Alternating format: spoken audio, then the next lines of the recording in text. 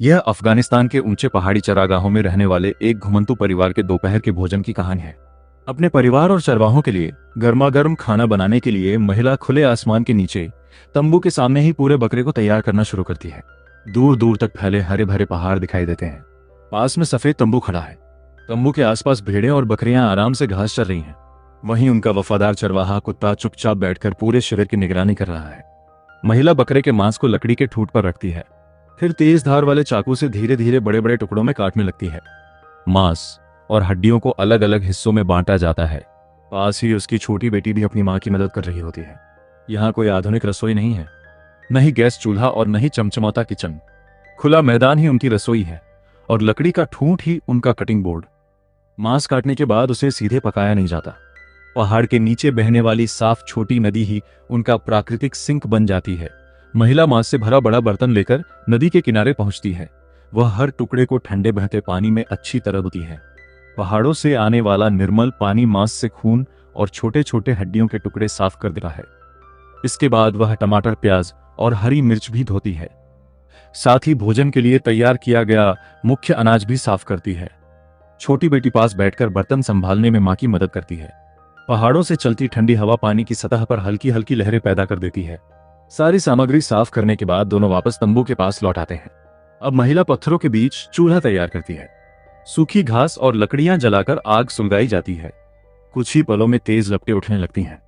धुएं की सफेद लकीरें हवा के साथ पहाड़ियों की ओर उड़ जाती हैं। अब बड़े बर्तन में बकरे का मांस डाल दिया जाता है। धीरे धीरे पानी गर्म होने लगता है। मांस उबलते पानी में पकने लगता है। उधर भेड़ बकरियां अब भी आराम से घास चर रही हैं। चरवाहा कुत्ता भी शांत बैठा इस पूरे दृश्य को देखता रहता है। लेकिन असली स्वाद तो अब शुरू होता है। महिला प्याज काटती है, फिर टमाटर और हरी मिर्च भी छोटे छोटे टुकड़ों में तैयार करती है। यही साधारण सब्जियां कुछ ही देर में इस भोजन का स्वाद कई गुना बढ़ाने वाली होती हैं। जब मांस हल्का पक जाता है तो उसमें खुशबूदार मसाले डाले जाते हैं। महिला बड़े चम्मच से पूरे मिश्रण को लगातार चलाती रहती है ताकि हर टुकड़े पर मसाले अच्छी तरह चढ़ जाएं। इसके बाद सबसे पहले प्याज डाला जाता है, फिर टमाटर और हरी मिर्च भी बर्तन में मिलाए जाते हैं। लाल, हरा और सफेद रंग उबलते हुए शोरबे में घुलकर पूरे वातावरण को खुशबू से भर देते हैं। धीरे धीरे मांस पूरी तरह मसालों का स्वाद अपने अंदर समेट लेता है। उधर छोटी बेटी पास बैठकर अपना हल्का नाश्ता खाती रहती है। चरवाहा कुत्ता अभी चुपचाप बर्तन के पास बैठा रहता है। दूर वही पहाड़, वही तंबू और वही शांत चरागाह।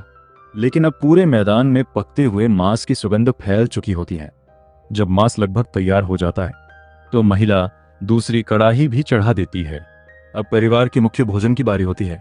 वह चावल तैयार करती है, साथ ही ताजा तरबूज भी काट कर रख देती है।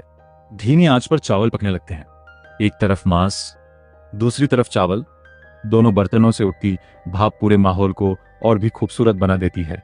पहाड़ों पर बनने वाले इस भोजन में कोई दिखावा नहीं होता। हर कदम मेहनत और धैर्य से भरा होता है। मांस पूरी तरह गलना चाहिए, चावल भी अच्छे से पकने चाहिए। आंच न ज्यादा तेज होनी चाहिए और न ही चूल्हे को अकेला छोड़ा जा सकता है। कुछ देर बाद आखिरकार बकरे का मांस पूरी तरह तैयार हो जाता है। गाढ़ी ग्रेवी के साथ उसे बड़े थाल में निकाला जाता है। साथ में गर्मा गर्म चावल और ताजी रोटियां भी परोसी जाती हैं। महिला पूरा भोजन उठाकर तंबू के अंदर ले जाती है। फर्श पर मोटे कंबल बिछे हुए हैं। पूरा परिवार एक साथ बैठ जाता है। सामने गर्मा गर्म बकरे का मांस, ताजी रोटियां और चावल रखे होते हैं। आधा दिन मेहनत करने के बाद अब सबके चेहरे पर संतोष दिखाई देता है। पुरुष मांस का पहला टुकड़ा उठाता है। बच्चे भी खुशी खुशी खाना शुरू कर देते हैं। महिला चुपचाप अपने हाथों से बनाए भोजन का स्वाद लेती है। यही है अफगानिस्तान के पहाड़ी चरवाहों का जीवन, जहां खाना किसी आधुनिक रसोई में नहीं बल्कि खुली हवा, जलती लकड़ियों और विशाल पहाड़ी चरागाहों के बीच मेहनत और परिवार के प्यार से तैयार होता है।